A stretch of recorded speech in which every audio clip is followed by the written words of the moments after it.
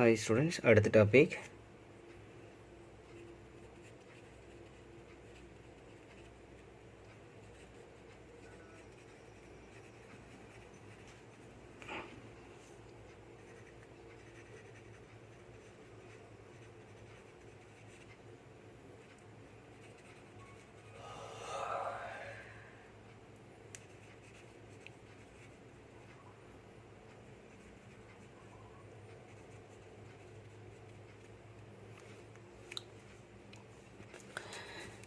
electric field due to a uniformly charged spherical cell.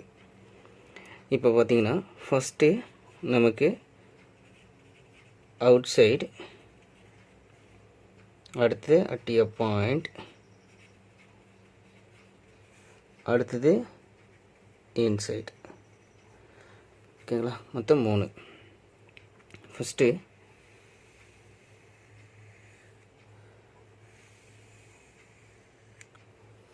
Right.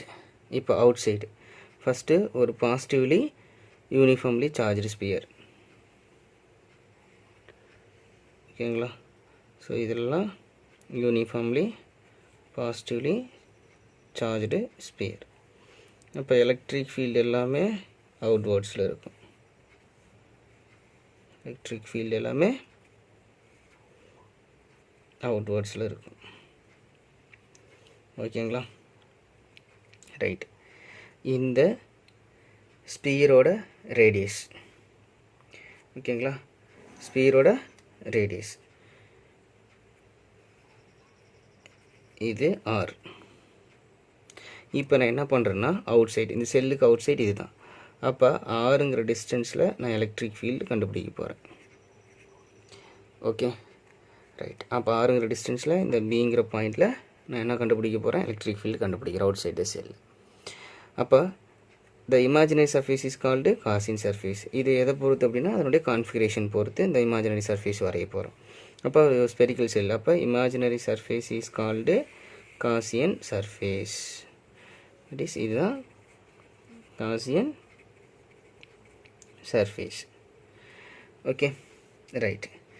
இப்போ நம்ம already நமக்கு தெரியும் இந்த electric flux psi equal to okay q divided by epsilon naught is equal to the closed integral E vector dot dA vector அப்படின்னு நமக்கு தெரியும்.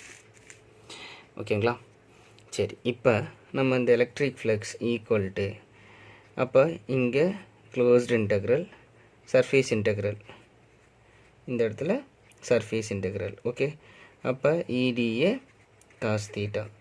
அப்போ இங்கே சர்ஃபேஸ் ஈக்குவல் டு ரெண்டுமே தீட்டா ஈக்குவல் டு 0 டிகிரி. ஏன்னா இந்த சர்ஃபேஸோட ஏரியாவும் அதேமாரி இந்த எலக்ட்ரிக் ஃபீல்டு டைரக்ஷனும் சேம் டைரக்ஷன். அப்போ தீட்டா ஈக்குவல் டு 0 டிகிரி. அப்போ காஸ் 0 டிகிரியோட வேல்யூ 1. அப்போ EDN கிடைக்கும். ஓகே, அப்போ இந்த psi E equal to electric field வெளியே எடுத்துட்டு அப்படின்னா இந்த surface integral DA, integration of DAங்கிறது வந்து பார்த்திங்க அப்படின்னா A. அப்போ இந்த ஸ்பெரிக்கல் செல்லோட ஏரியா வந்து 4 எந்த ஸ்பெரிக்கல் செல் எடுத்துக்கணும் அப்படின்னு பார்த்தீங்கன்னா இமேஜினரி சர்ஃபேஸ் இஸ் கால்டு எடுத்துட்டோம்ல, இந்த ஸ்பெரிக்கல் செல் பொறுத்தா நமக்கு எலக்ட்ரிக் ஃப்ளக்ஸ் டிபெண்ட் பண்ணியிருக்கோம். நம்ம இதை எடுத்துக்கூடாது, நம்ம அவுட் சைடில் தான் செல் எடுத்துக்கிறோம். அப்போ இதனுடைய இந்த ஸ்பியரோட ரேடியஸ் வந்து 6. அப்போ 4/r². அப்போ psi E equal to E into 4/r². Okay, right. அப்போ நம்ம எலக்ட்ரிக் ஃபீல்டு தான் கண்டுபிடிக்கணும். அக்கார்டிங் டு psi ஓட value q divided by epsilon naught. அப்போ ஓகே, அப்போ q divided by epsilon naught equal to E into 4/r². Okay, அப்போ electric field வேணும் அப்படின்னா அப்போ E மட்டும் எடுத்து இங்கே வச்சுக்கிட்டு 4/r². அப்போ q divided by epsilon naught r². So இதுதான் வந்து பார்த்திங்கன்னா ஒரு ஃபாஸ்ட் அவுட் சைட் செல்லுக்கான எலக்ட்ரிக் ஃபீல்டு வேல்யூ. ஓகேங்களா, இட் இஸ் ஏ வெக்டார் குவான்டிட்டினா அப்போ E வெக்டார் ஈக்குவல் டு இந்த இடத்துல r cap. Okay, r cap is denoted electric field டைரக்ஷனுக்கு தெரியும். அப்போ இந்த எலக்ட்ரிக் ஃபீல்டு ரேடியலி அவுட்வேர்டாக இருந்துச்சுன்னா அப்போ q கிரேட்டர் தென் 0. ஓகேங்களா, இது வந்து அவுட்வேர்டு. ஓகே, அதே q லெஸ் தென் 0. ஓகே, அப்போ இது இன்வர்ட் டைரக்ஷனை குறிக்கும். அப்போனா இது வந்து செல் வந்து நெகட்டிவ் சார்ஜ் ஸ்பியராக இருக்குன்னு அர்த்தம். ஓகேங்களா, ரைட். அடுத்தது அட் எ பாயிண்ட். அடுத்து அட் எ பாயிண்ட் அப்படின்னா இப்போ ஃபார் எக்ஸாம்பிள் இதுதான் ஸ்பெரிக்கல் செல், இது அதனுடைய ரேடியஸ். எலக்ட்ரிக் ஃபீல்டு எல்லாமே அவுட்வேர்ட்ஸில் தான் இருக்குது. எலக்ட்ரிக் ஃபீல்டு எல்லாமே அவுட்வேர்ட்ஸில் இருக்குது. ஓகேங்களா, ரைட்டு. இப்போ அட் எ பாயிண்ட்னா அது மேலே அந்த ஸ்பியர் மேலே. அப்போ ஆறுங்கிற டிஸ்டன்ஸில் இந்த பிங்கிற பாயிண்டில் நம்ம என்ன கண்டுபிடிக்க போகிறோம் அப்படின்னா எலக்ட்ரிக் ஃபீல்டு கண்டுபிடிக்க போகிறோம். ஸோ அப்போ சேம் ஃபாலோயிங் த டிஸ்கஷன். ஓகேங்களா, ஸோ எப்படி பண்ணமோ அதேமாரி தான். பட் இந்த இடத்துல last answer E = 4Q / 4π epsilon naught r² r cap அப்படின்ட்டு இருக்கு. இந்த இடத்துல நம்ம லாஸ்ட்டு இந்த அவுட் சைடில் கண்டுபிடிச்ச ஃபார்முலா. இப்போ இந்த இடத்துல நம்ம என்ன பண்ண போகிறோம் அப்படின்னா இங்கே ஆரும் இங்கே இந்த ஆரும் என்னவாக இருக்குது அப்படின்னா ஈக்குவலாக இருக்குதுன்னு அர்த்தம். ஸோ கண்டிஷன் இங்கே வந்து பார்த்திங்கன்னா r greater than R அப்படின்னாலே இது அவுட்வேர்ட்ஸு. ஓகேங்களா, அப்போ இங்கே வந்து ஸோ அதே சேம் வந்து பார்த்திங்க அப்படின்னா இப்போ இது ரெண்டுமே ஸ்பெரிக்கல் டிஸ்டன்ஸ் சேம் டிஸ்டன்ஸ் இருக்குனால அப்போ E vector = Q / 4π epsilon naught r² r cap. Okay, right.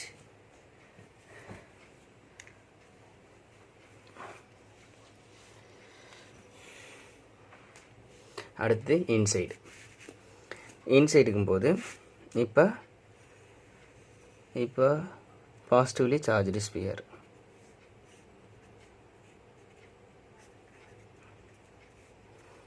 Okay, இப்போ இதனுடைய டிஸ்டன்ஸ் இதனுடைய ரேடியஸ் r. ஆனால் பட் நம்ம என்ன பண்ணுறோன்னா இன்சைடுக்குள்ளே எடுக்க போகிறோம். அப்போ ஆறுங்கிற டிஸ்டன்ஸில் இந்த பிங்கிற பாயிண்டில் இன்சைடு எடுத்துக்க போகிறோம். அப்போ imaginary surface is called Gaussian surface. ஓகேங்களா, ரைட். அப்போ சேம் டிஸ்கஷன் என்ன, இதே டிஸ்கஷன் தான். அப்போ E = Q / 4π எப்சிலான் நாட். இங்கே என்ன இருக்குது அவுட் சைடில் என்ன கண்டுபிடிச்சோம் அதே r² r கேப். இந்த ஈக்குவேஷன் யூஸ் பண்ண முடியாது ஏன்னா ரெண்டோட டிஸ்டன்ஸ் ஈக்குவலாக இருக்கனால இந்த யூஸ் பண்ணிட்டோம். ஆனால் பட் இங்கே ரெண்டோட distance r less then r. ஓகேங்களா, ரைட். அப்போ இங்கே வந்து பார்த்திங்கன்னா இங்கே வந்து இந்த அக்கார்டிங் டு காஸ் லா பார்த்திங்கன்னா எதை பொறுத்து டிபெண்ட் பண்ணியிருக்கோம், அந்த ஸ்பியருக்குள்ளே இருக்கக்கூடிய சார்ஜை பொறுத்து டிபெண்ட் பண்ணியிருக்கோம். ஆனால் பட் அக்கார்டிங் டு காஸ் லா படி பார்த்தீங்கன்னா இந்த ஸ்பியருக்குள்ளே சார்ஜே இல்லை. ஏன்னா சார்ஜ் எங்கே இருக்குது அவுட் சைடில் இருக்குது. அப்போ Q = 0. அப்போ Q = 0னா எனிதிங் பை 0 ஆன்சர் 0. அப்போ electric field is 0.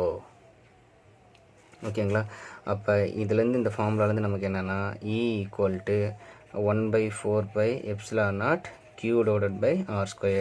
That is E inversely proportional r²ன்னு அர்த்தம்.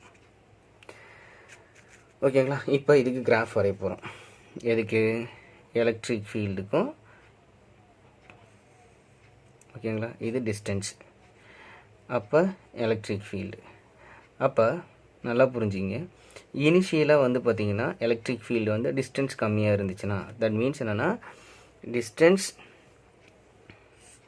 டிஸ்டன்ஸ் கம்மியாக இருந்துச்சுன்னா எலக்ட்ரிக் ஃபீல்டு அதிகமாக இருக்கும். R அதிகமாக இருந்துச்சுன்னா எலக்ட்ரிக் ஃபீல்டு கம்மியாக இருக்கும்.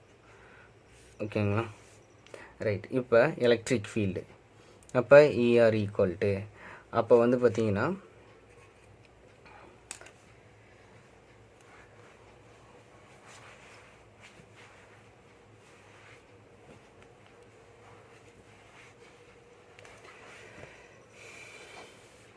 Right. Imaginary surface is called Gaussian surface. இதெல்லாம் நம்ம பார்த்தாச்சு. ஓகேங்களா. இப்போ எலக்ட்ரிக் ஃபீல்டு, அப்போ இந்த இடத்துல மேக்னிடியூட் இஸ் கிரேட்டர், அப்போ டிஸ்டன்ஸ் இந்த இடத்துல கம்மி. அப்போ இங்கே டிஸ்டன்ஸ் கோஸ் அண்ட் இன்க்ரீசஸ், அப்போ electric field decreases because inversely proportional term. ஓகேங்களா. அப்போ ஏன் சார் இந்த இடத்துல நமக்கு எலக்ட்ரிக் ஃபீல்டு இஸ் மேக்னிடியூட், அப்போ இதிலிருந்து இது வரைக்கும் என்னாச்சுங்க சார் அப்படின்னு நம்ம கேட்டோம்னா, அப்போ inside the sphere electric field is என்னது 0. அப்போ நத்திங் பட் இப்படி தான் இருக்குதுன்னு அர்த்தம். அப்போ இன்சைட் ஸ்பியர், அப்போ இன்சைட்னா இது வரைக்குமே இன்சைட் த ஸ்பியர், அப்போ இது வரைக்குமே எலக்ட்ரிக் ஃபீல்டு 0. அப்போ அவுட்வேர்ட்ஸில் இருக்கும்போது அப்போ இங்கிருந்து தான் நமக்கு எலக்ட்ரிக் ஃபீல்டு இஸ் என்னது, இங்கே எலக்ட்ரிக் ஃபீல்டு வந்து இந்த அவுட் சைடு ஸ்பியரில் எலக்ட்ரிக் ஃபீல்டு இஸ் மேக்ஸிமம். அப்போ இதிலிருந்து இந்த டிஸ்டன்ஸ் நம்ம கொஞ்சம் கொஞ்சமாக அதிகரிச்சிட்டே போனோம்னா அப்போ எலக்ட்ரிக் ஃபீல்டு வந்து டிக்ரீஸ் ஆகிட்டே இருக்குன்னு அர்த்தம். ஓகேங்க. ஸோ இதில் ஏதாவது டவுட் இருந்தால் ஸோ கண்டிப்பாக கமெண்ட் பண்ணுங்கள்.